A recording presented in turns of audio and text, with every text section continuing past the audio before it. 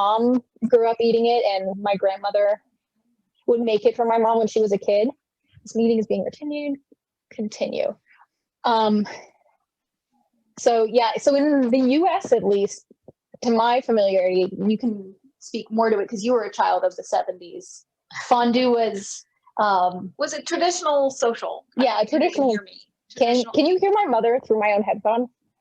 Yeah. Okay. Okay, Yeah. we're So it's not. kind of more traditional social. People would get together. It's great for small groups. Bigger groups, you need more pots, obviously.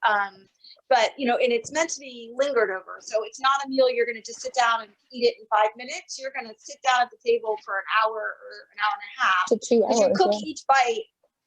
If you're doing meat, particularly, you're doing each bite at a time. So every bite takes like 2 minutes. So you're talking, you're having wine, or you're socializing, being with family and friends, which we're not doing as much of these days, but we can at least try to do it virtually. So traditionally, you'll see in the 70s, there's and I think Molly linked in her. I didn't put a picture of it, but she found her fondue pot at a thrift store. For so like in $5, the 70s, they were very popular. You often see them like an ugly olive green color that has a sterno flame. We're going to be using an electric one, but you can still do sterno with them. I have a couple different pots. Everyone in our my mom's family all lives nearby us, so sometimes we'll get together and we'll have like 3 or 4 pots going at one table, or more, depending on how many families are there. Again, you want to be careful if you have it around small kids. Watch out for the cords so people don't trip over if you use an electric one, because you don't want to obviously get hot cheese or hot oil or hot chocolate on you, because it does burn pretty badly. But it's a really fun social meal that I grew up eating. It was always kind of a special occasion meal. We in our family could always pick what our favorite meal for birthdays was. And so I always picked fondue. We have it a few times a year, or some years we don't have it at all. Like this year, we're not having. We had it for Christmas this year, the non-traditional Christmas dinner. But yeah, it's a fun meal, and it's a very 70s kind of. I think at least for Americans, it's very 70s. Yeah, exactly. So. Anyways. It's still taken very seriously in Switzerland, I believe. Yeah, in Switzerland. So I lived in France for a while, and in Switzerland, there's whole restaurants like the Melting Pot here that are dedicated to just fondue. So you would go, and it's a traditional meal. But there are versions in different. Like we were saying earlier, hot pot is very similar, I think. Yeah. Where you use broth. Because there's versions of like traditional fondue or beef or fondue bourguignon that instead of using any oil at all, you would just use broth, which or wine, and that skews very close to what hot pot is. And then you have tempuras and other things. So there's a bunch of different ways to do it, and can meet pretty much any palate or dietary restriction. So like the tempura, this one is technically vegan, even though it's not like created to be vegan if you just do the vegetables, which we never do. Seafood, we always just do vegetable tempura. I do seafood, but the kids don't eat. Yeah. But anyways. Okay, so I'll get started. We'll probably start. Oh yeah, does anyone have questions? Yeah. So why and how did your family start fondueing? When did we start? Well, Yaya started, I guess, because you guys had a large family, so it's kind of easy to sit down and feed a lot of people. Well, I think it was the hip thing of the 70s to do. So, my family didn't have a lot of money. All you needed was a pot and whatever you and oil, and you can use the oil over and over again. So, and probably that's why we started with marinating meat, because we couldn't afford filet mignon or a really good cut of meat, so they'd marinate it. And it was social, and so it was kind of like, oh, let's have some neighbors over and we'll have fondue. And so it was an inexpensive kind of faddish thing to do, which is why you're seeing the fondue pots in thrift stores. Yeah, it does come and go through fads, unless you're in Switzerland where it's all over. Yeah, it's a lot more traditional. And then you brought it. I don't know why. Did you just like enjoy it? Well, you went to Switzerland on a trip and you brought it back, and so I just ate it growing up like once or twice a year because of my mom. Yeah. Other questions? Yeah. Any other questions? I think we're good. Okay. I'm gonna get started. I think the wine. Let me just double check the recipe. we're going to be starting with I'll be doing it in order of cheese, then chocolate, and then the 2 oil ones, the tempura and the fondue bourguignon. They can both be cooked in the same pot just because like you're frying it in oil. You don't have to. Yeah, you don't have to like worry about contamination or you anything. can do the chicken if you were to do chicken or something too, because there's no contamination. Yeah, if you were doing like a chicken recipe, you could even put it in there because you're cooking everything to a certain temperature. So we'll be doing those approximately like about at the same time. I'll make the what is it called? The tempura batter right before we start. And I'll also let anyone who might be doing the hot oil know when we should put the oil on, because we need to heat it up a few minutes beforehand. All right, go ahead. But yeah, I'll get started with the cheese, which I believe I have everything. Oh yeah, the only thing I don't have prepped ahead of time is the chocolate. Oh. I have to, so for the cheese, and then this is also goes for the beef, we're gonna take a piece of garlic and we're just gonna that hurt. We're just going to chop it so that we have some square footage. I probably should have gotten a bigger piece, but I'm just going to take it and I'm going to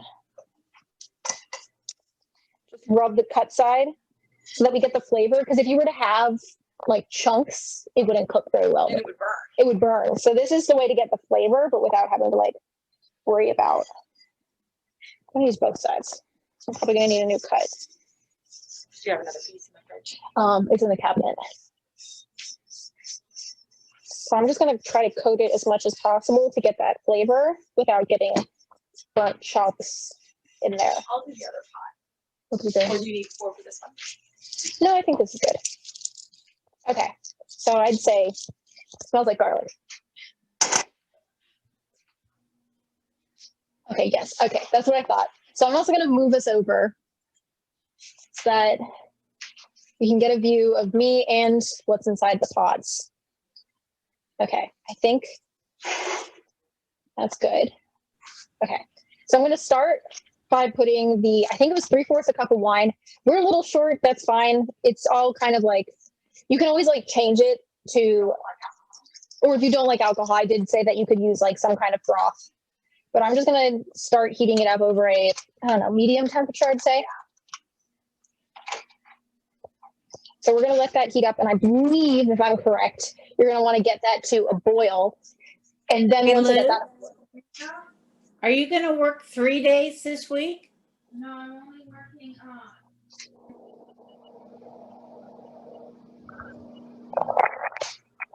Ollie, that garlic rub is a really great trick. Have you used that for any other dishes? Yeah, I would think so. Yeah. Mom, do you want to talk? She has to talk to the one headphone. Her headphone doesn't. She can hear everything, but she can't. She can't speak. Yeah, you could definitely do that for anything that you don't want the garlic to burn. So if you want to add a little bit of flavor, I do it often when I'm making homemade croutons and stuff like that too. Yeah, rub it on the bread. The already cooked bread, which also would be lovely dipped into the cheese. Yeah, too. I think I did say croutons is something that you could do for dippers in cheese. Yeah. Honestly, it probably would even taste good in chocolate. Am I a heathen for that? Garlic bread and chocolate. It kind of sounds good. It kind of sounds good. For a second, I thought you were suggesting that the garlic could be dipped in the cheese fondue. No, I would never. Don't people eat like raw garlic for like health reasons? Maybe. I've heard of people eating like raw garlic. No, I think it's like if you have like a burner.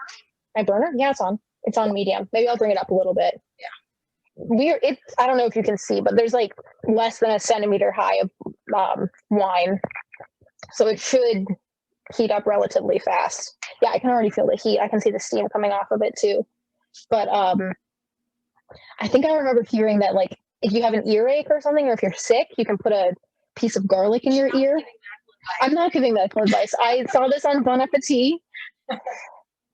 This is not medical advice. This is weird. Hearsay. This is hearsay, exactly. Okay, yeah, I can see the simmer. No, I can see this pot is kind of cheap, so there's steam coming off of it. I think, did we just get a question in the chat? Yeah. Rick was commenting on cooking advice. Good cooking advice. Okay, yeah. So we'll just have to wait here until it starts to heat up. Probably I should have done that during the introduction, but not much. Yeah, hindsight. Well, hindsight is not quite like 2020 year, but yes, 2020 vision. Let's hope 2021 is different. So that's the wine you have in there. Yeah, this is the wine that I have in here, and we use Sauvignon Blanc, but did I pronounce that correctly? I think I don't know. So we just used Cheap box. a cheap box. It should be something that you're willing to drink, but it doesn't have to be like the highest of quality unless you want to. Later on, I'll be adding, okay, I can start to see the bubbles coming, but so normally we just use vodka, or you could use broth, like I said, but traditionally you would use Kirsch or Kirschwasser. And so I just went out to an ABC store and we got this. It was actually relatively cheap, but I think they make nicer versions. But apparently the Swiss take their Kirschwasser very seriously, and they'll buy like very nice Kirschwasser and only use it for fondue. Okay, so I think you can see that it's starting to get a boil. Yeah, this is starting to be simmer. So I think I'm reduce the heat and gradually add grated cheese. Okay, yeah. So I'm gonna need this one. I think is a good size. So now that it's started to, I think I'm gonna let it boil a little bit more. I'm gonna get it to an actual boil instead of this simmer. You don't want it too much. Yeah. Okay. So I'm gonna reduce it down so that it's not so boiling away. And so I have here quite a lot of cheese that we'll be using. Can you keep reading the instructions? So we pre-grated this. We just use a food processor. This is just to make sure that it melts down at the same rate, not to you don't want lumps. Like lumps aren't so bad, but it's definitely a more pleasant experience if you're if it's all smooth and together and kind of thin. And you don't have to add all of the cheese if you don't want, if you want something a little bit thinner. So we're going to gradually add this and keep stirring it until the cheese melts down. And then the next instruction is going to be okay, would you mind doing that? Okay. It's the Volcom cornstarch, just those two? Yep.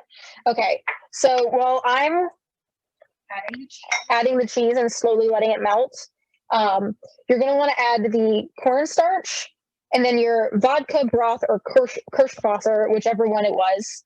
And you're going to want to mix those together. That's just so that you don't have lumps of cornstarch in your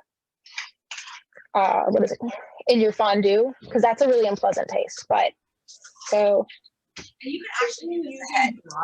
What kind of broth would you recommend, like beef, chicken, or vegetable broth? I would chicken, unless you're like vegetarian, then use a vegetable broth or an imitation chicken broth. But I would think beef is a little too strong, if I had to guess. Yeah, that I wouldn't use beef. I wouldn't use beef, but if you really wanted to, you could try it. Like if you're a fan of the flavor.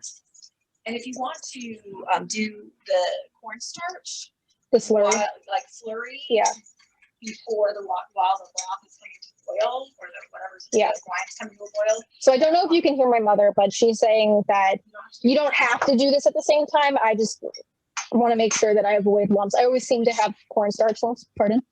Huh. Well, and you were showing that, but yeah. So this step can be done while you're waiting for that to heat up. Yeah. So we're getting some lumps of cheese, but they're not giant lumps of cheese. I'm just going to keep adding, like, hopefully, yeah, this is all pretty mixed in. Yeah. And what kind of cheese did you use? We used Gruyere and Emmental or Emmentaler, depending on the seller.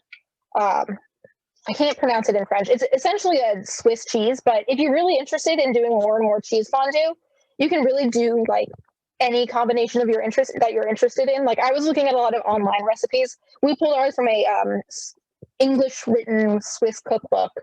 And so they actually had 3 types of cheese, but I looked on the internet and could not figure out what the 3rd type of cheese was. I had never heard of it and couldn't find it. Oh yeah. And they had no idea at Wegmans what it was. But there are other recipes, other proportions. So like if you like Gruyere better than like Emmental, which is just a very special type of Swiss, you could just use regular Swiss. You could use, I know there were recipes that you had cheddar if you're more into cheddar. Which is the Irish fondue. Irish fondue. I think you could also. They use beer rather. Yeah, they use beer, which is kind of similar to beer cheese. I think fondue is akin. He's using beer. Yes, and that's like definitely like if you'd prefer, that's definitely like a pretty common thing to do. And Lisa is saying, "Hey, Molly's mom, thanks for participating in today's class. It is great to see you and your daughter working together." She got roped into it because we also drove down for the day to Charlottesville just because my kitchen is a little better. I think is a little better situated for teaching a class in. So I'm going to turn this up because it's starting to like clump together. I'd add the cheese faster. Oh, really? Could have said that sooner. But it's fun to watch Molly work. Because most of the time it's mom cooking at home, and occasionally I'll cook something, but very rarely. Like I made the bean soup the other day.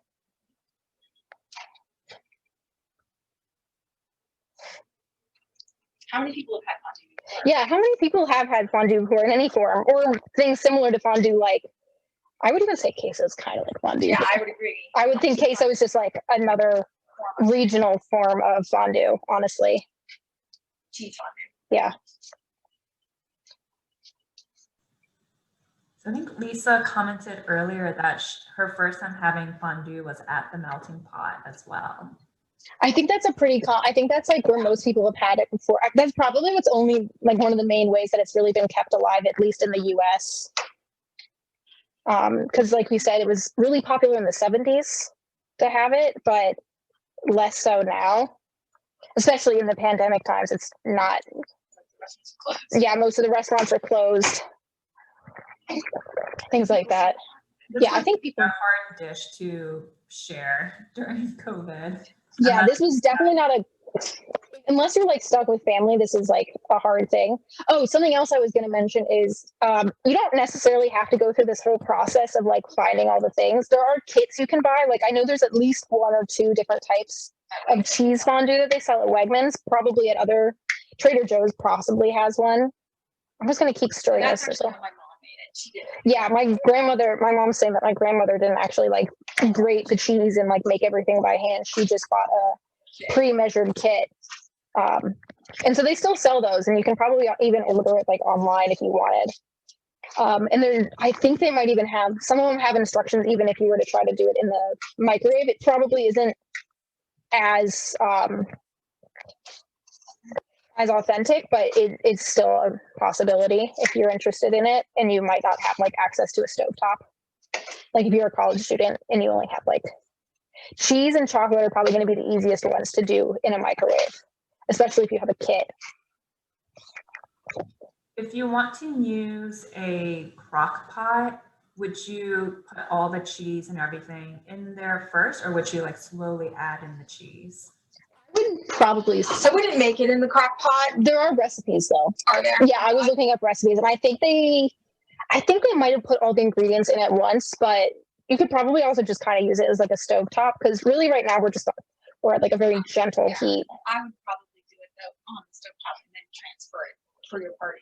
Yeah, my mom's saying it maybe even do it on because a lot of the recipes actually, the crock pot is not electric. It's not normal for it to be electric. So you're just having it over a sterno flame. And so you start everything on the stovetop. So you could do similar with start something on the, That's melted enough? I think it's melted enough. It's pretty thin now and it's starting to emulsify.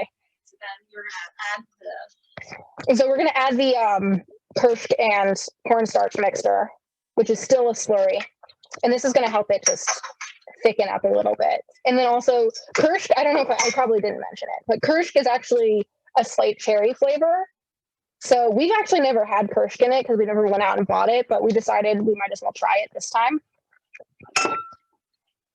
And they can see that. Yeah. And so we can definitely see that it's, I don't know, let's see, can you tell that it's like thickening up? We're used to, when I was cooking it before, there was like kind of like, it felt almost like a large thin glob of cheese and the liquid was like sort of surrounding it, but now it's definitely starting to emulsify. I'm also seeing some breaking down of like different chemicals. That's really neat. Like I could see the difference as soon as you add in the cornstarch, and it's so Yeah. cool. The texture has definitely changed a little bit. And then I think the last step is just adding the pepper. I don't think there's salt in it. Sure, nutmeg and pepper to taste. Yeah, so I just did a few cracks of pepper. I did it ahead of time. I have cracks of pepper and nutmeg. So should I use a whisk? Yeah, I was gonna say I generally do it with a whisk. Okay. Not a wooden spoon, but Okay. Yeah, so I'm just gonna use a whisk to help emulsify it a little bit. And so this can just so because I'm gonna be moving on to different recipes, I'm just gonna keep it on like a medium, maybe medium low temperature off to the side. And we even have some left. We actually have some cheese or cheese fondue left over from Christmas that we just kept in the fridge, and it's halfway decent, reheated in the microwave, if not put into the entire crock pot and eaten again.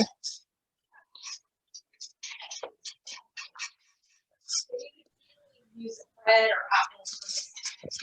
Yeah, and so like this on oh, the go ahead.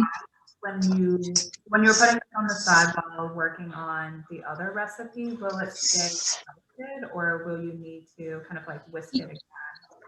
It'll probably if it's low enough, it might stay together, but you might need to whisk it. So my mom's saying if it's low enough, it might stay together, but I probably would want to revisit every few minutes just to give it a quick stir to make sure. Yeah, it didn't really separate in the fondue pot. So fondue pots aren't like necessarily the strongest of heat. So a low to medium heat will probably be fine. So I'd say this is good. This is definitely a thicker fondue, but that's pretty much it. And then, do you want to taste it with me? Sure.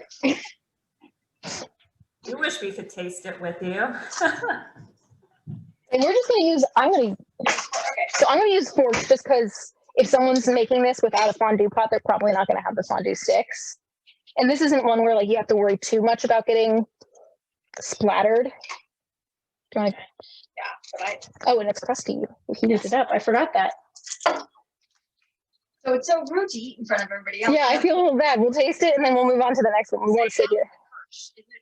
Is the Kirsch water worth it? I'm interested to see what a cherry flavor does to it because it is traditional to use a Kirsch. Oh, they're saying good with beer. Ooh, Rick is using. It doesn't taste cherry. It doesn't taste cherry. So it's good, but it doesn't taste like cherry. Interesting. Tastes pretty similar to what we had at Christmas. Yeah. Do you think relatively easy without the Kirsch, like how you usually make it? Now that you've Yeah. Well, the Swiss will eat it just as a meal. So, did you say Well, she was asking without the Kirsch. Yeah, we normally use vodka in place of Kirsch. So that's normally fine. It also tastes fine. Yeah, I've never done it with broth only. We've always had alcohol in it, but I'm sure it would taste fine. It might be a little bit different, but you can also try if you want to. If you really want that alcohol flavor without actually having alcohol, Sure. non-alcoholic wine was also recommended, but that's a little bit harder to find. Try an apple. So I've never eaten it with an apple, but this looks good. Oh yeah, we did see there were pictures in the book that said, I like that. can I try it? Mm-hmm. Sorry, we're just feasting in front of y'all. I'm sorry. So apples are good. What's your favorite, like, I guess, like bread or vegetable to dip in a cheese fondue? We just did French baguette. Yeah. Am I crunching on? We can't hear you eating. Yeah, that was what I was worried about. Okay. I'm just gonna turn the rear stove on, so I'm gonna put it on this one. Just put it on low. And this will sit for a long time. So if you're having a party, y'all can hear me. If you're having a party, this will sit for a long time. So like if you're having just a cocktail party of people coming over, a crock pot or something that's giving it some slow, long heat will work really well. Yeah, like chocolate fountains and cheese fountains. I think those might be a thing. Are kind of like the modern iteration of fondue for parties and stuff. I'm just gonna put this on the back burner for like, I don't know, just lowish. Yeah. Not the lowest setting though. I think that'd be a little too low. So we're gonna have to move back to. I'll put some new ones there.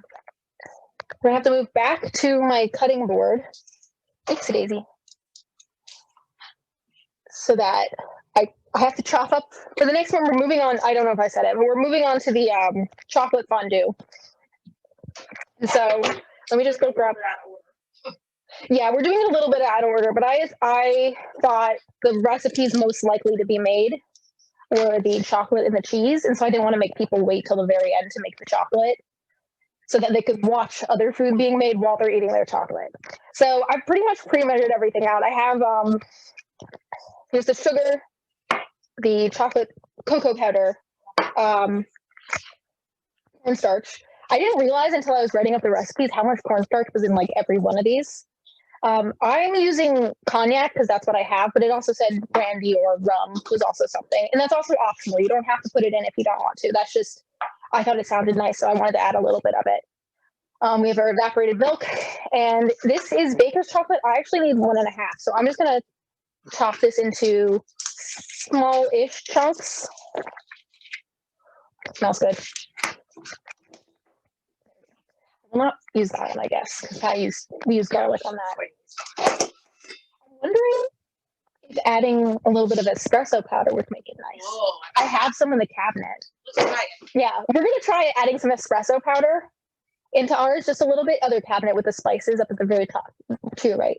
That sounds really good. Right there. Yeah, so we have some instant espresso powder that we normally keep around for like hot chocolates or tiramisu. So we might add like a pinch or something of this to it. This is just what we're using. You don't have to. You could also add, you know what you could do? Good. You could use, instead of cognac, you could use coffee. You could do like a shot of espresso. Yeah, That would taste really That good. would taste good too. Really, and there were a lot of variations, like people using like cherry syrup in it, or like you could probably even use, I wouldn't use Kush, but like some kind of like finishing wine or something that like something that has like a bit of a flavor. Cordial or A something. cordial, yeah.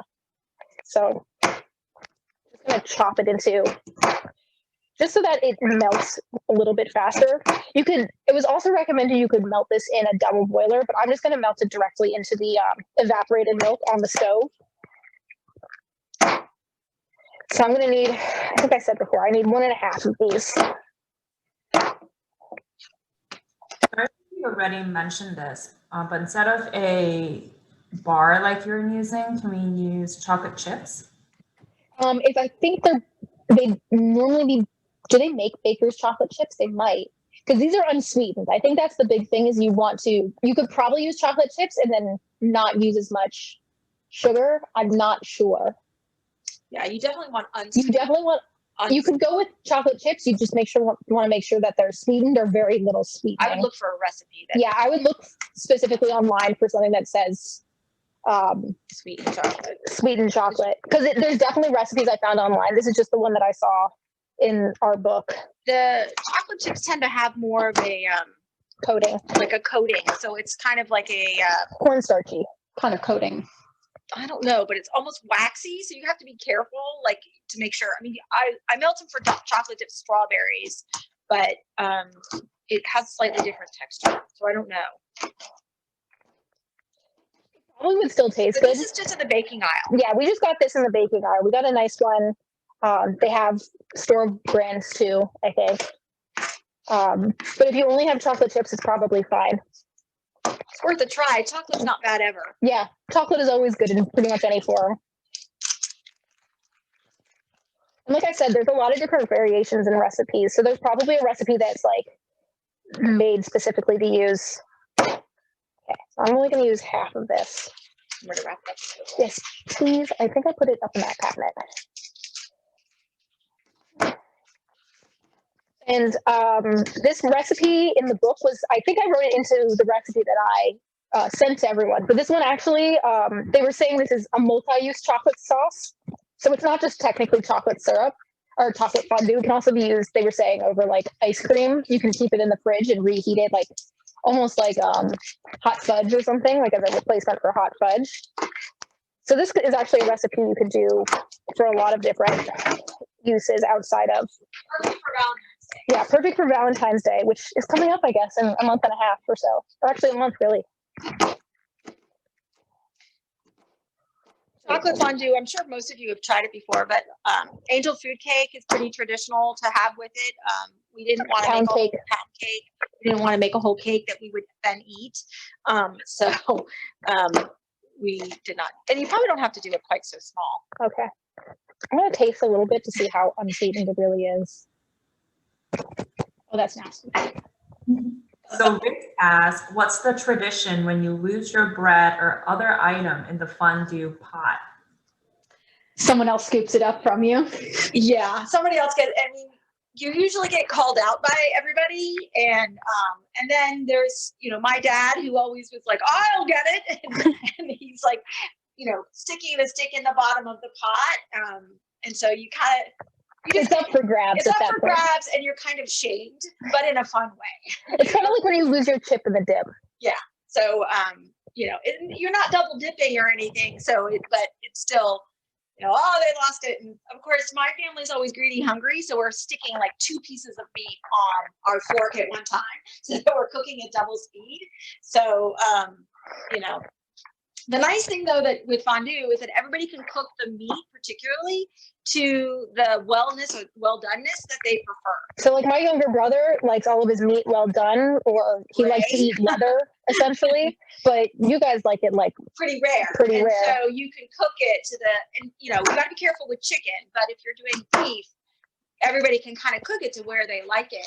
And with the different sauces, which is again my favorite part, you can also customize the flavoring. You can customize your flavoring. So, I really prefer, my favorite is the horseradish sauce, which you often get with like, say, going out to get a filet mignon or a roast beef or something, you have a horseradish sauce. That's my favorite. Nicely done, Molly. The dismount was not The dismount was not good on that. The judges did not like the dismount. Okay, so I believe, if I remember the recipe correctly, thank you. My can told me to shake my evaporated milk, so I'm just gonna, I believe it starts out by gently heating the evaporated milk. You want to be careful with milk because it will go from 0 to 100 when you're not looking away. So then sugar and chocolate in the pot until it's done. Yeah. So you're gonna add all 3 together. So the milk first? Evaporated milk, sugar, and chocolate all in the pot and gently heat. Oh, at once. Okay. So we're also adding the chocolate and the sugar. The baker's chocolate, the solid chocolate, not the cocoa powder yet. So I'm going to bring this over here and I'll just turn away when we need to. So I have the milk, what is it called? Not the skillet, but the Saucepan? The ring. The ring was still on from last time, so it's already starting to heat up quickly. And I'm just going to add these chunks.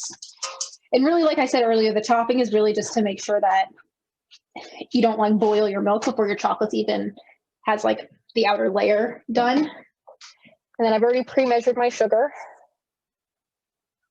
I always like doing things, what is it, mise en place? Is that how it's pronounced? So everything's already prepared. Yeah, I think this is a good size. I would, again, use a whisk. A whisk. I have another whisk. I have a few whisks, actually. Here's a mini whisk. I'm using the tiniest whisk I have because I use the other one on cheese. That's the push whisk. Oh, interesting. And so we're gently heating this. I'm on like the second lowest setting. I might go a little higher. Okay, I'm gonna go close towards medium. My mom likes to Cook things fast. You like to cook things as fast as you possibly can. I'm scared of burning things. Can you hear this in the background? Can you hear the sink in the background? Is it making noise? No.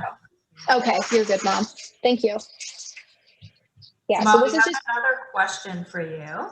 So Molly, the girl mentioned if you are of a fondue ancestry. I love that fondue has become such a big part of your family gatherings. Anything that brings family together and gives us a chance to share an experience is golden. Yeah. It's been really nice. It's been really nice. Like, we got lucky that everyone was able to come home for Christmas. My brother goes to school normally in China, but they got sent back actually like almost a year ago now, they got sent home for China. So he's been home in Northern Virginia for a while now. So it was nice, like on Christmas, to be able to sit down and like talk to everyone. Yeah, just the four of us.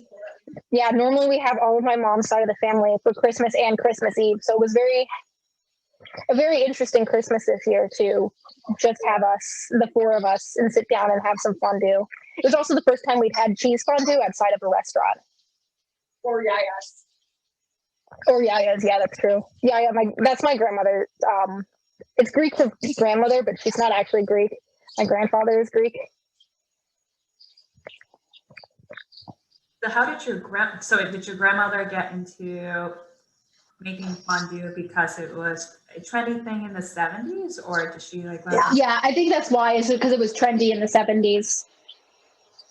Cheap entertainment. Yeah, cheap entertainment. And you live in a small community, like a very close-knit community in your neighborhood, so it's also like a pretty cheap way to have people over. But they had 4 kids, so like you couldn't like take everyone out to dinner. So everything is starting to I'm gonna actually turn the heat up even more. I'm going a little past medium. I don't want to burn things, but I'm seeing that the chocolate is starting to melt.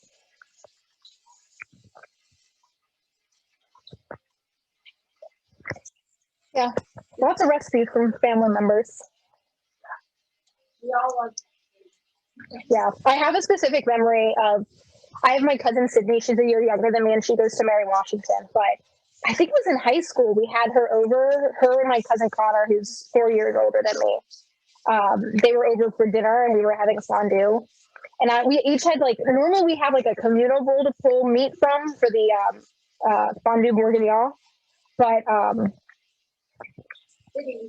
Sydney eats everything, as my mother said. And so she was like stealing people's meat left and right.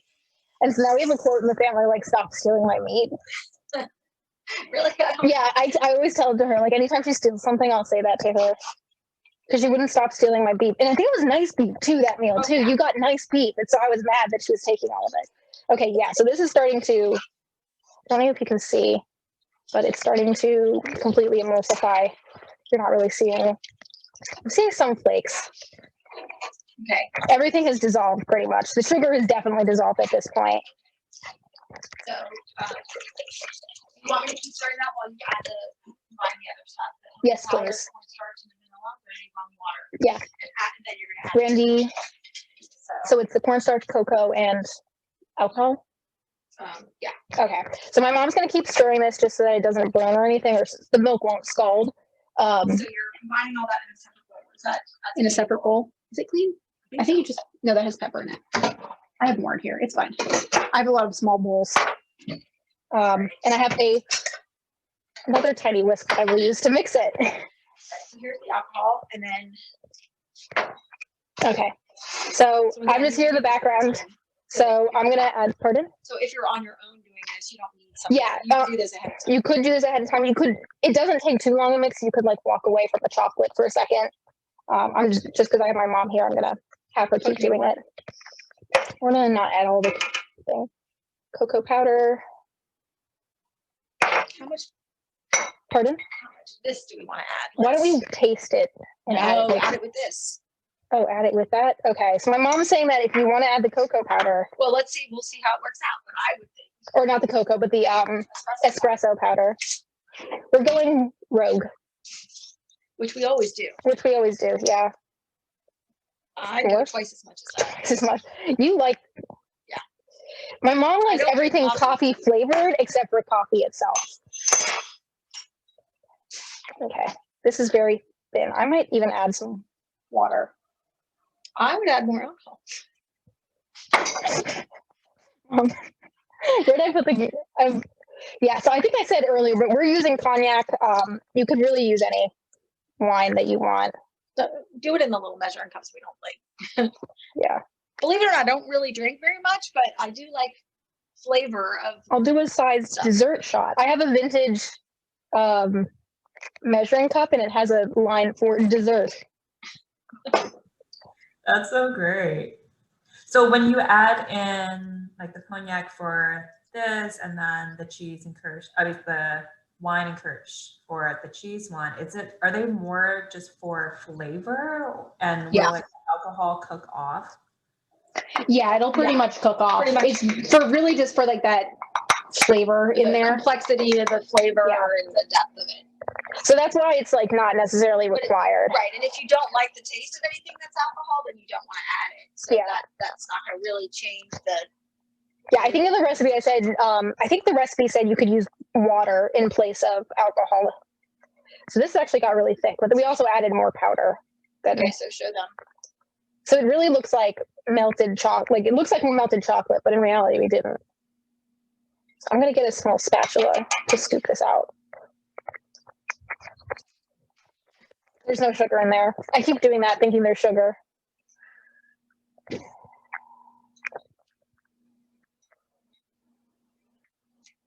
good at this. Maybe if I do it from this side, because I want everyone to be able to see, but okay, that's enough. I need to.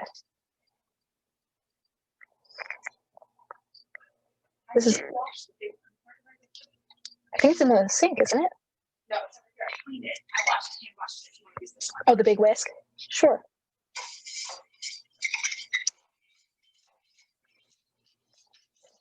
Okay, so right about now, I'm going to put my oil in. So whoever's so if you're doing oil, we still have to make the tempura batter. So this is going to give us about 5 to 10 minutes for it to heat up. It's always better for it to not quite be ready yet than to have it be burning. Should we open a window? Because your house is going to smell like oil. If you're doing oil like anything, you're going to have your house smelling like oil. Okay, so this is already starting to bubble up. Yeah, so my mom's brought the fondue pot over just to be able to show everyone. I'm just stirring. We're just using veggie oil. You could use another oil that you prefer. Anything that's really a flavorless oil. You can also, if you really want to, you could do broth or wine, something those would be lower calorie, and those are completely valid. Oh yeah, she's using the cut garlic. She's dropping the cut garlic. Rubbing it around the inside, which will give you a similar effect. Okay.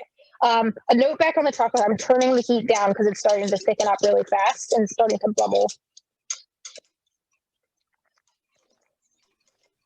So Mo, I mentioned you just specifically said to use a flavorless oil. So does that mean like you shouldn't use olive oil? Right. Definitely not. Yeah. It's not good for deep frying. Yeah, it's basically anything you would deep fry in is what you're looking for. And so olive oil burns. It has a low boiling point, burn temperature. And so yeah. So and when you pour I don't know if you can hear me, but when you put the oil in, you do not want to go more than about 2/3 the way up the pot because it will splatter out and get burn you. So you want to keep it at relatively low. You might need to kind of, if you're doing a long eating session like our family, you might at some point need to take the pot back to the stove if you're doing it on a sterno to reheat and add a little bit more oil. So. Did you all hear that? I had to turn away for a second. I caught most of it, but did everyone hear okay? We can repeat. Bacon and cheese, text, Rick said. Ooh. That sounds good. Could have cooked bacon. Have it in the fridge. It's one of the few items I left in Charlottesville is bacon. Ooh, so this pot used about half of, is this a liter? This is a pint. It's about, so we use probably like 3/4 of a liter or half a quart. So here, and I'm going to take this so that you can see better where the oil is. So we have probably maybe 2 knuckles worth of the pot still left. I'm going to go heat this up, and we have electric to 375. Yeah, so you're going to want to heat it up. It said 375. There's other ways. My mom never actually checks how hot it is. And we have an electric, so we can actually change.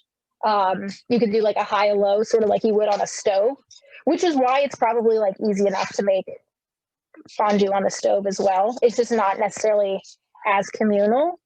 I know that if you were to try to make this more communal, like the cheese or the chocolate, and you're doing it on the stove, you can like take small quantities and put it in like a bowl or something, or like you could probably even get a sterno and put it over like a bowl, under a bowl. No? Okay, no. I wouldn't do that without, but yeah, I would not. Well, like a tea light, you know, like how.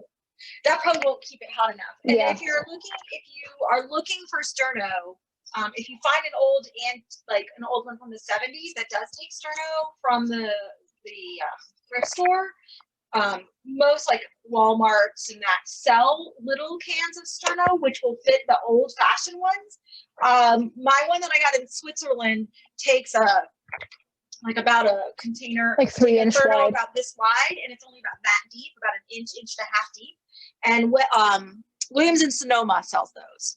So depending on what kind of sterno, and I usually want to have at least one per pot when we do a sitting, but sometimes you might need a second one if you're sitting for a really long time. So if you're eating a lot and sitting for a long time burning, you might want a second one for each pot. So we had to send Dad out on Christmas Eve to go grab one. Yeah, and they do evaporate because like I had one, we hadn't eaten fondue in a year or so, and if it's not totally sealed really tightly, the sterno itself will evaporate. So you'll be all ready for your fondue and you open your can and it's like, oh, there's no sterno in the can. So just so you're aware that that's a possible issue. So we are pretty much done with the chocolate as well. You're going in for more cheese? More cheese. Hey, too, man. So the chocolate is pretty much done. And like I said in the recipe that I, as it was written up, and also as it said in the book that I referenced, this can really be used as like a multi-purpose chocolate sauce that can be reheated for a long term. The recipe's name was actually refrigerator chocolate fondue. You have a cheese string. Cheese string. Oh, sorry about that. Okay, do you want to taste it? See yes, what I do. Do you want to use a... I'm using an apple. Ow! It was just hot. Don't worry. burn yourself on the pot. I didn't burn myself on the pot. It was just residual heat. This is a little thicker than I normally. Yeah, I think we added too much cornstarch. I might need to take out some cornstarch. Because at first it was too thin, and now it's a little thicker than I might like. It's kind of the consistency of hot fudge. That's not bad. Will it continue to thicken as you let it heat, or it will stay? Yeah. So I would go lighter on the cornstarch. Yeah, definitely lighter on the cornstarch next time. I didn't even use the recipe. I followed the recipe. Yeah. So maybe the recipe she gave you, I would probably start with maybe 2/3. Yeah. Of that, even half. Or even half. You can always add a little bit more, but you want to make it a slurry. So you want to add some more liquid and then add it to the pot and thicken. So if it's too thin, make another slurry with more cornstarch. But I would start with a little less, unless you want to use this as a fudge on your ice cream, which is not bad. That's what they suggested. That was part of the recipe suggestion. It's like try blackberry. I personally like pineapple in mine. Yeah, I thought it was pineapple, but it's actually mango. How's that? Blackberry is good. You add in liquid at this state to help. Is that what the question was? Well, could you? Yeah. I forgot the vanilla. Oops. Oh, she forgot the vanilla. That's why it was thick before and you had to add more. Mm-hmm. Well, it was really a splash of vanilla, so it wouldn't have done too much. I can open it. And this is the way we normally cook. We don't usually measure anything. We just kind of throw things in. Oh, it needs a little of this. So, should we add a little water in? I think I'm going to add a little water. No. Okay. Hot water. Hot water? I guess that makes sense. I think I have some leftover hot water in the kettle. We're doing a dance in a kitchen that we're unfamiliar with. Well, I'm familiar with it, but I'm used to being the only one cooking.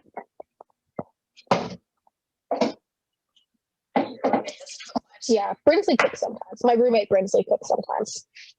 Oh, she's saying Rick is saying use milk. I don't have milk because I'm not here. Yeah.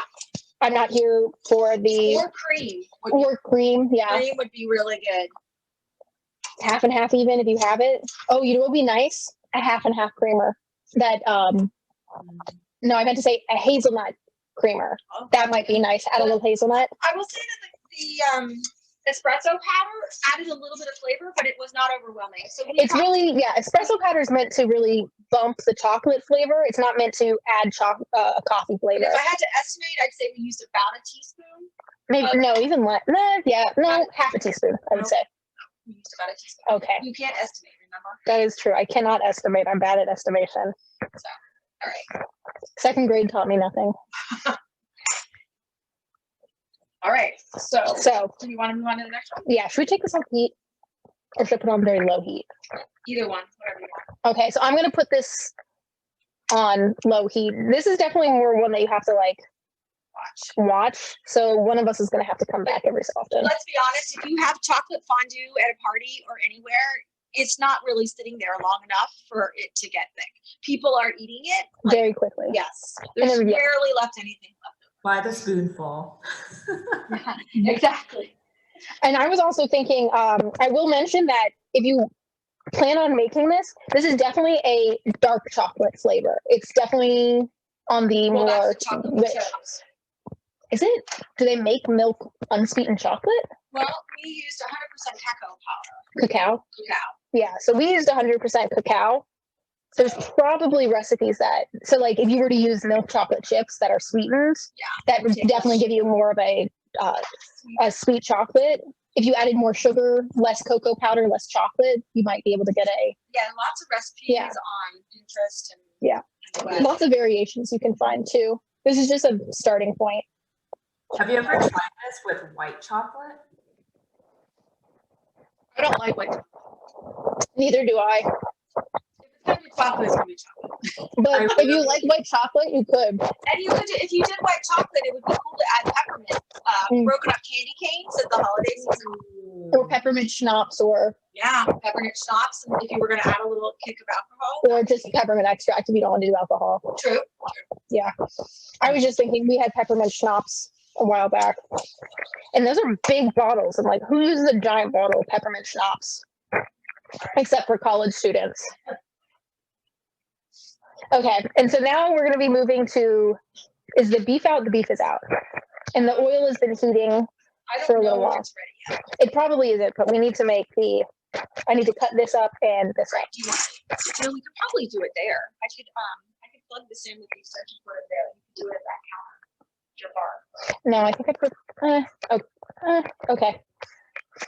We're having the oil is still heating, so we're going to reset up. We're actually going to set it up here. And I still have to cut a few vegetables for the tempura, and I had to make the tempura batter. We just made the beef marinade. We forgot, I said it in the recipe, you should try to go for like 24 hours. I forgot to make the marinade last night, so we made it this morning. Yeah, no one can taste it, but it's still important to be honor code, Mom. I have to be honest. Okay. So we just made it this morning, and so it's been soaking from, I don't know, since 10 o'clock in the morning. So it's been about 6 hours. The longer you let it soak, you could even do it. Could you do it for more than 24 hours? Yes. Yeah. So for example, like Christmas, I let it marinate overnight because I personally feel 4 hours to longer is best. But we didn't eat it all, so we took the leftovers and I just made kebabs out of it. The next day. So I put it on the grill and we had beef kebabs with something else. They were so good. They were so good. And we reused the sauces that we had made too. So and the marinade that I think you included. Yeah, I did. That's kind of a secret family recipe. But it is really, really flavorful. So it'll be it gets stronger. I think it tastes a lot better. Like if you marinate your meat, like we do beef Wellington typically for Christmas, and we marinate. I'm having a bit of trouble hearing you. Oh, sorry. You're on the right side. Okay. Is it better if I talk like this? It's like she's yelling in my ear. So sorry. So the marinade is kind of a family recipe that we use, and I really like it to marinate for at least 4 hours, but for this, I typically do overnight, just because it's easier to prepare it ahead of time, cut the meat up, put it in the marinade. You could actually use take the meat out and use the marinade again for, at least up to 2 weeks if you keep it in the refrigerator. So I'll take and I always marinate in a plastic bag because I can get as much of the air out of it as possible, which means that all parts of the surface area of the meat get marinated. So, and then like I said, we actually did the beef kebabs. I think it was 2 or 3 days, two days after Christmas. So it was been, 48, 36, not 40, 48, 72 hours. I don't know, but it was a long time and it still tasted fine. It tasted better. Yeah, it tasted better. You don't want to do that with chicken because it'll start to kind of disintegrate. But with beef, it still has a really good mouthfeel. Chicken kind of gets a little slimy and rubbery if it sits and marinates too long, but beef won't. And so it's really flavorful. And I would use this same marinade to do like a kebab dinner or something. So we use this pretty much for most beef. I also do it in we usually do a beef Wellington for Christmas. We didn't do it this year, but I would do the whole tenderloin in this marinade. So anyways. That's my mom's family recipe that's now public. It is now. Yes. It's pretty simple. Pardon? Thanks for sharing it with us. Yeah. Yeah. Because the traditional recipe was just cut meat, oil, meat, throw bay leaf and rub the side with garlic, and that was the recipe. And I was like, that can't be right. My mom definitely marinated the beef, so I had to ask her for the recipe. Okay, so go ahead and show them. Can I have a knife, please? I was about to grab the blade. That would have been bad.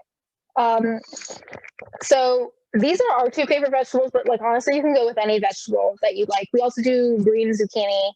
I like yellow squash. Broccoli is a really good one because all the florets will catch all the batter, and so it gets extra crispy. It definitely slides off this more. Oh, also a faux pas you want to be careful of. My dad and I both did it on Christmas.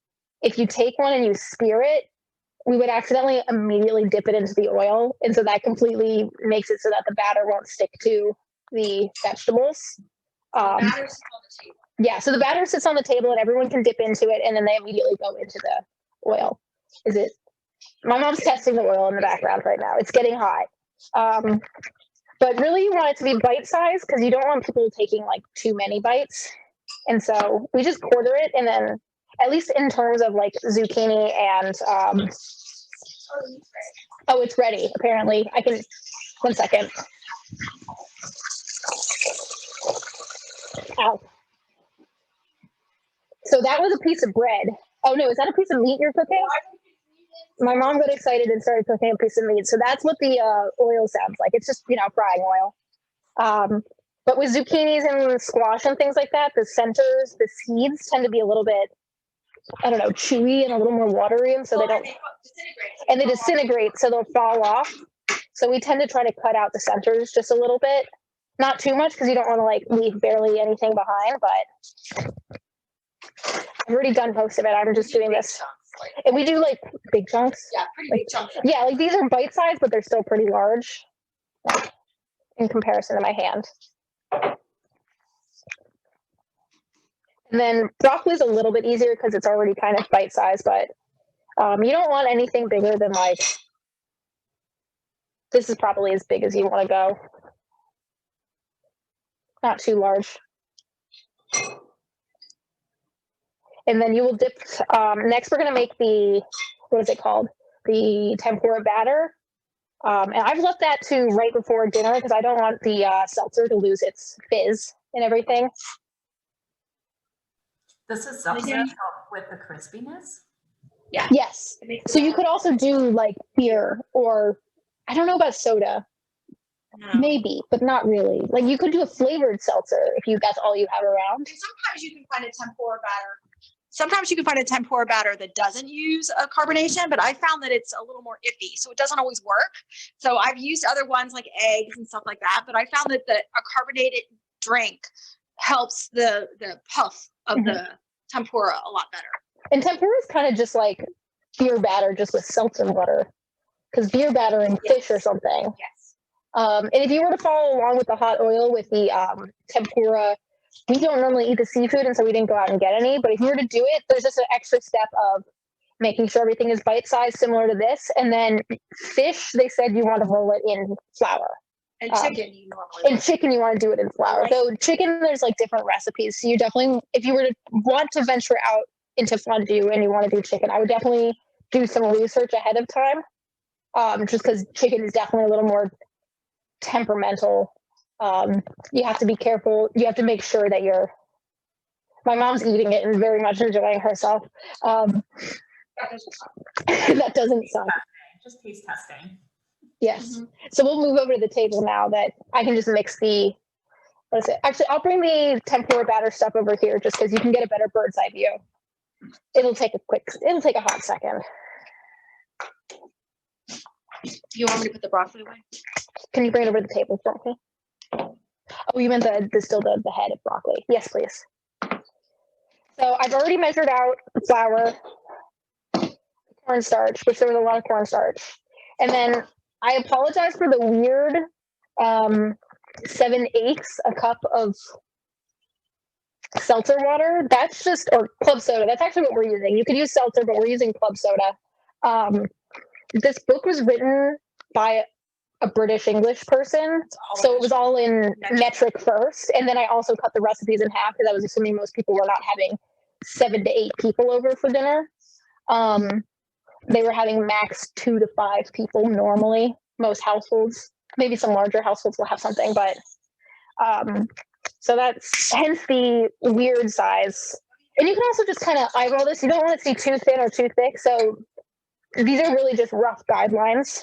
I'll wash the whisk so you can use the whisk again. I have another whisk. I set aside a whisk. I'm just going to whisk my dry goods together first, just so that I don't have lumps. And then I'll measure out about a little under a cup of club water or club soda. Actually, I might have hit it on the head. Heck yeah. And I'll just add it in as I see necessary. So I think, I don't know if you can tell because it's white on white, but it's starting to foam up very quickly. And the recipe is something to note is you want to mix it together, but you don't want to over mix it and like get all the, you want the gas to stay in it. Like that's what will help it crisp up. So you can, it's okay if there's lumps in it. Okay, this is very thin. You chose a small bowl. I did choose a small bowl. I'm very bad at estimation, as I said earlier. I can never measure anything properly by just looking at it. So I just try to do a little bit of mixing so that it's not like a clump of solids and a clump of liquid, but you don't want to mix it so much that like it's smooth and there's no bubbles left, and hence you've lost all the goodness of the tempura, like what tempura is supposed to do. Do I do it? Am I doing it correctly? Okay. What's the consistency it should be? Kind of like a pancake batter? Yeah, I would say a pancake batter, maybe even a thin pancake batter if you want it on the thinner side. It's more than a crepe, less than a pancake. At first, it kind of feels like what oobleck feels like when you're making it, where it's like that solid inside of a liquid, but it's going to start to thin out, and you can see that it's sort of mostly runny. That's probably good. I might have even mixed it a little too much. I have some stuff stuck on my thing. It's a very forgiving, yeah. I was about to lick my fingers, but that would also taste disgusting. I think that's good. Yeah, so we'll move over. Oh, no, I was just going to bring the whole thing over. Okay, I'll take that. Thank you. So, Mom, do you want to take the chair so you can also sit in frame? So, here's the table. Here are the chairs. Here are the people. Let me bring into frame. So wrong. Here we are eating. So just to, these are, for those of you who might not have had fondue, these are fondue forks. And typically when you buy a set or get a set, they come with they come with about 6 to 8, and they're all color coded, usually at the end. So you have different cuts. So each person knows whose meat is theirs. or whose person's stuff is theirs. And we always have extra sets because everybody gets 2 forks because we want to eat it really quickly. So, and then they also do make fondue plates, which almost look like children's plates where there's dividers. So with fondue, there is sauce, which is our favorite. And so we have some of our favorite sauces that we brought. So we have harissa. This is a harissa that's just Kava's brand harissa. So if you like Kava, it's available at. Kava's not actually, it's a pretty regional Northeastern brand, I think. But it's at the grocery store. You can buy that. I did not know that. Yeah. We made some chipotle mayonnaise, which I think you included the. I don't know if I did include chipotle mayonnaise, but it's basically just chipotle peppers, mayonnaise, and lime juice put in your blender together. So like 1 to 2 peppers, depending on how hot. 1 cup of mayonnaise, juice of half a lime, and then 2 chipotle peppers, just blendered. But you can find that again online. This is pre-made. Everything or pre-made. Spicy mayo also, which they often have it like Japanese on sushi. That would probably taste good Yum too. sauce would be delicious. Like I said, they now sell that at the grocery store. We have a horseradish sauce and an herbs to Provence sauce. Which I mentioned, we definitely included the recipe because my mom made this recipe up. But this is my favorite one, the herbs to Provence. It's really just like. And we use it for a lot of things. So we also do like grilled artichokes, and that it works really well like on grilled artichokes. This is my favorite for the tempura, whereas the horseradish is my favorite because a little spice with the beef. And I like the tempura mainly plain, maybe with a little chipotle mayo. And I like the herbs de Provence on the beef. And then the chicken recipe that my mom normally does that we didn't include, it's I think in the book called like Chinese chicken. Don't know how accurate.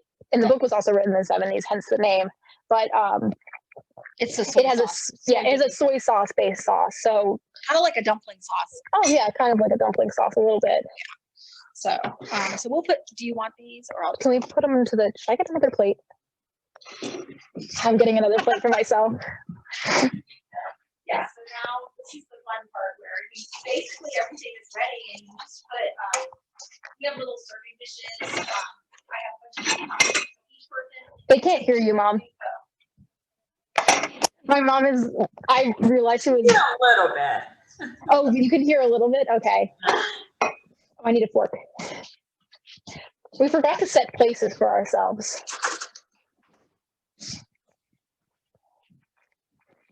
Yeah, and if you're doing oil along with us, my mom did that off camera. She did it, but to check that her the oil was ready, she just took a piece of bread or something and dropped it in the oil. And I will say I've never done that before, but the bread cooked slower than the meat actually, which I thought was odd because I've never done that before. So the meat cooked right away, but the bread took a little longer to brown.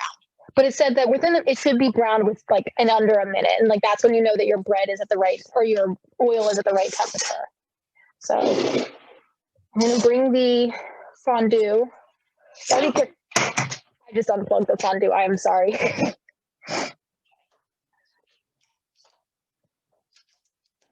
don't tilt it. Don't tilt it. Sorry. There's the pot. So you can see the oil is all right.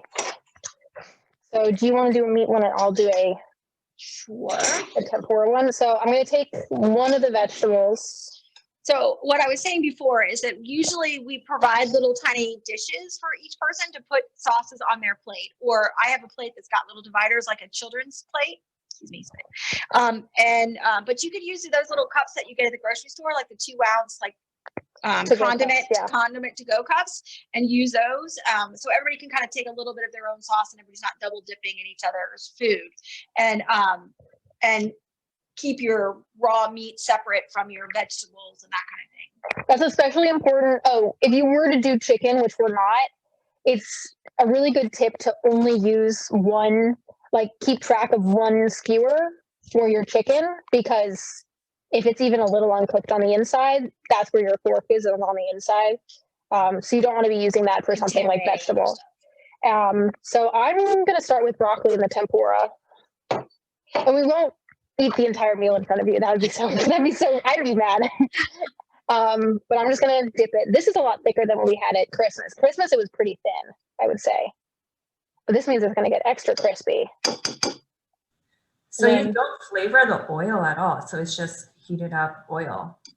So in the recipe, they did say you could add a bay leaf if you wanted it to the oil. My mom does not like bay leaves all that much, so we didn't. And then there is the garlic on the edges, but really the oil's not. It's basically just deep fried food. Yeah, kind of like French fries. But if you were to do broth, that would flavor it, or wine, that would flavor it. I was thinking too, like beef. If anybody's ever had Vietnamese shaky beef, the consistency of the beef when you put it in the oil fondue tastes like the shaky beef. So if you found a shaky beef recipe, you could also use that marinade and serve it with a lime sauce, which is the restaurant we go to has, which is just lime juice and salt and pepper. And it's amazing. And you can have that over like arugula and caramelized onions and tomatoes. And then you have a more healthy meal, but it's still fondue. Sorry. That's a great tip. Yeah, it's pretty adaptable. Like like I was saying, the book is ginormous with like so many. And technically, tempura is not a fondue recipe. It's like a traditional, I think, Japanese recipe is where it originates. But yeah, I'm going to cook it now. But so I've dipped it a few times so that it's thoroughly coated. And I don't know if you can hear it. And so you can see that it's starting to boil. I'm wondering if our fondue pot turned off. Now I'm going to do a beef. So I just took the beef cubes, which we put raw on the table, and you skewer one. And I don't know if everybody was here earlier when I was saying that we're kind of greedy in our house. So often we'll put 2 pieces of meat on one stick so we can eat a little faster. So if you're really hungry, that's it. But I'll do one. It cooks faster if you do one, but you get more food faster. I think it might have turned off. Actually, no, the tempura is good. Okay. So it's really, I don't know if you guys could hear it, but it's pretty loud in front of us. And so that's the beef, and that's the tempura. And let's see. I don't want my camera to. And I don't want you to burn yourself. Yeah, that's also something you have to be careful with the oil, is that it's fun for kids until they get burned. So you can see that's actually a bit of tempura that fell off in the cooking. Well, it's vegetables, so it's whenever you want to eat it. It's really whenever you want to eat it with. And you'll see my meat is pretty well cooked. And it cooks relatively quickly. So that was really quick. Yeah. So I'm gonna. If there's more meat, the more. Do you have knives? I do have knives. I don't have steak knives, but I have knives. But the more skewers you have in at a time, the slower things are going to cook. So that's why you normally have to have. Even though you could fit like up to 8 skewers at a time, that's normally why you have to have multiple pots if you have more than like 4 people. And even 4 people, you could possibly even go for. So I was going to show them how cooked that was. And I'm going to. So if you can see that quick, the meat is that well done. Can you see how the color, it's still kind of pink? I don't know if it's not. So it cooks pretty fast, and then you just dip it in sauce. So in the cubes that we started with are about that size. They're about 2 inches, 1.5 inches, and they shrink down to about 1 inch. Yeah, so they do shrink because of the oil. And then you want to try. And then this one, it's not as interesting to look at the cross section, but you can see like the battering. Yeah. I should probably get spoons for the sauce, shouldn't I? Does anybody have any questions? Yeah, does anybody have any questions? I'll eat it because it tastes good. I'm gonna skewer one of these meats.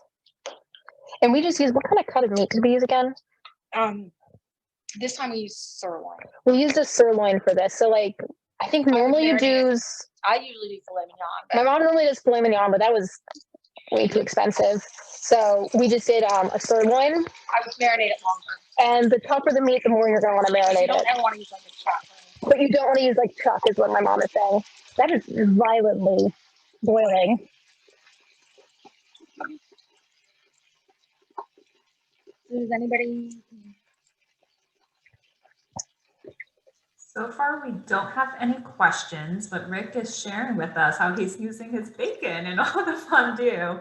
So you How is it going? and dipping it into the oil also. Oh, And that sounds drizzling interesting. bacon into their cheese later.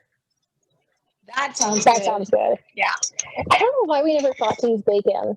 I don't know. I mean, we will now. Yes. Rich, you start a new trend, fondue bacon. I know. I undercooked mine because Not for me, but for you. yeah, I like mine. pretty medium. This one was on the rare side. Yeah. It's cooking, but it's not crispy. Hey, we can see you, Rick. Yes, hey. I didn't want you to see anything that I wasn't. Here, let me turn this down. Yeah. Ah,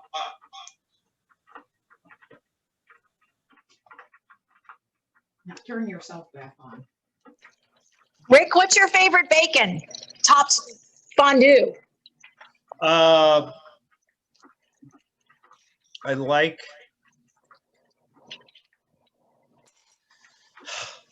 Whatever's on sale. whatever's on sale. Did it taste better with? Did you try it with the chocolate? I wasn't able to watch the chat, but I have not made the chocolate yet. One thing that we don't have ingredients for, so we're rolling with what we have on hand. But the ginger aioli is really tasty and got a good spice to it. really, Oh, good. that sounds good. Yeah, we had a little pint container or cup container of it in the fridge. Ginger aioli. Okay, that sounds good. Yeah, my mom's in the background saying that sounds good to her. That's the herb to Provence. Yeah, this one's the herb de Provence. This is what I prefer on my beef. Oh, that sounds tasty. Yeah, it is good. It is very good. It's probably also very fattening if I had to guess, because it's like mostly mayonnaise. it's mostly mayonnaise and sour cream with a little bit of flavoring. So I don't really. I mean, I don't know what else to tell people about fondue. Yeah, that's pretty much it. Your house is, if you do oil, it's gonna smell. So Yeah. we probably should have opened up a window beforehand. It'll smell for like a day or two, just like you're making French fries. Like if you made homemade French fries. So this would really be great to have outside in the summer. Yeah. Yeah, it probably would. I mean, in Switzerland, it's mostly winter time, but yeah, it would be a good dish to have outside. Yeah, like the cheese or the chocolate are traditionally winter, but that's because like they're hot. But those also don't emit Smells. oil smells. So this would be fun. Like I said, like it's almost like an alternative to a cookout. Yeah. Bring Yeah. your own meat and you skewer and like everyone puts it in the oil. That would be a good way. People bring different like marinades and meats That and would be good. vegetables. Try different things. That would be good. Different dipping sauces. That's We a should have great that. idea. We over the summer we did a lot of social distance with our family where we would We did outdoor. we did outdoor movies. My dad has like an old projector, so we would hook it up to a laptop and That everyone would've would been have their fun, quadrant. But this would have been fun. Every family has like a different. But of course we couldn't have shared pots because COVID. unfortunately. But that'd be fun in the future. Yeah, we wish we could share this with you. We have I way mean, too much. Yeah, it's hard to. That is one thing. It's very hard to make these recipes small. Just because of the size of the because pot. of the pots and the ingredients and stuff like that. I mean, we have most of I this. have all the recipes, yeah. Yeah, and we still have Enough for more than two And people. I guess because you eat slower, you tend to not eat as much. Yeah, because you're getting Well, full I fast. do, but yeah. Some of us stay at the table a long time. That's a but pure willpower thing. It can be like an all-day fondue dining. Yeah. Keep it. Yeah, because the oil is good for pretty long. Like And you can use the oil again yeah, you can use it like 2 or 3 times, I think. with the frying. With frying, if you're frying the same things. Or I could use this oil for French fries or something else deep fried, but I wouldn't use it for Cooking. anything. Yeah, cooking. No, it's definitely not good for cooking, but for frying other things, you can. Put it in my cake batter. How would you store the used oil if you're going to use it again? Okay, so what I typically do is if I have an oil, like an old vegetable oil bottle that I've emptied, then I would just, I use wait till the oil is completely at room temperature. So I usually leave it sitting on the stove for overnight, just to make sure it's completely at room temperature. And then I have a funnel and I pour the used oil back into an empty container. So this time I didn't have one. So I used an empty gallon milk container. Yeah. That I just marked saying used frying oil, and then I just store it in a cool, dark place. Yeah, I think I just have like an old apple cider container that I use for my old oil whenever I make something. I always run into an issue of like when I'm finally done with it, like how do I get rid of it? So I think we have to take it to the dump. Yeah, I think so. Technically, you're supposed to take it to the dump. Every town probably has their own regulations of how you dispose of used cooking oil. You're technically not supposed to drain it down the sink.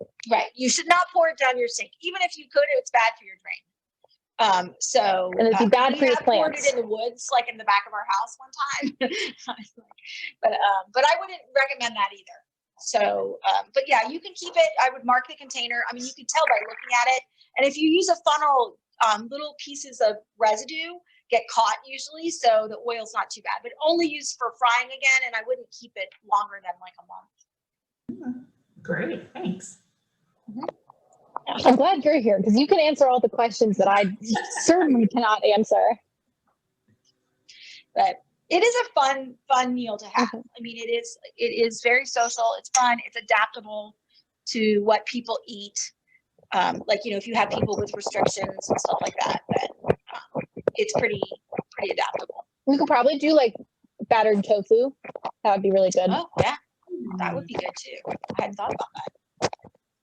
The dipping sauce would be where you get all the flavor. You'd have to marinate the tofu probably, and then you'd want dipping sauces on top of it.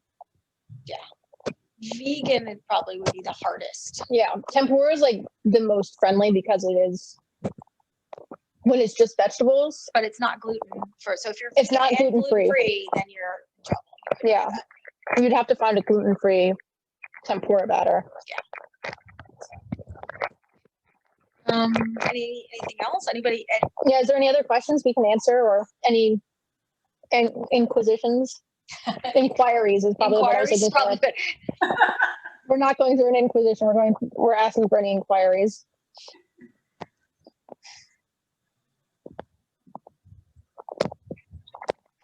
Or I can look at the chat too. Oh wow, the chat has been going. Oh, thank you so much for coming. Yeah. I'm really glad you enjoyed the class. Yeah. It was really fun to watch you cook together and prepare everything and genuinely really enjoying the dishes. Well, it would be a great one to do in the International Center when people are in person, because it would be very different people socializing over different pots while they're right and trying different things, because everybody could be cooking together. So it feels a little wrong to be sitting here eating in front of everybody. But it is fun. It's a good dish, and like I said, leftover ingredients are easy to use. The most meat of the time, is used in we did both chicken and beef kebabs with the leftover meat. Vegetables, we did the same thing. We did kebabs, and then I did a stir fry with them. So it uses up the ingredients, and that's really how it started. Was the farmers using up old ingredients that they couldn't really use in other recipes. But it feels special. It feels like a special meal. So, which is nice. So, and it is, like you said, like, it is very communal, and that's always fun to do with like friends and family. And now we can do things with our quarantine pods. Exactly. Rick said his best fondue ingredient was dog hair. Oh, there he is. Oh, the little puppy. The culprit. At our house, you just get Molly and mine because we both have longer hair. They get stuck in stuff. Yeah, the cat was relegated to the basement. Yeah. Well, Mary heard me say something and she ran away. Oh, she's adorable. Yeah. Thanks so much. So this was wonderful. Thank you all for sharing it with us. Thanks for joining. Thank you for joining us. And the bacon idea, we're definitely using that one. For sure.